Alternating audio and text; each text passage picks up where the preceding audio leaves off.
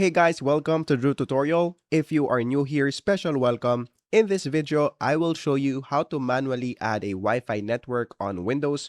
So the first thing that we are going to do right here is to go into search bar and then search for control panel. After that, just click on open right here. And then on the view by, we're going to change this to large icons. Once you're now here, just look for network and sharing center, which is right here. So just click on that. And then in this part, click Set up a new connection or network. After that, just click this Manually Connect to a wireless network. And then for the network name, just put your network name right here. Now, once you put the network name, let's go here on the security type. So just choose the security type of your internet.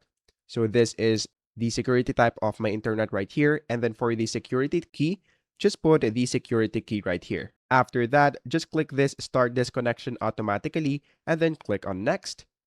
And then after that, once it has been successfully added, just go here on this part and then click this and then click the Wi-Fi icon and then just click this one right here and then click Connect automatically and then click Connect. After that, you should now be able to connect it right here and then that should fix your problem. So that is basically it.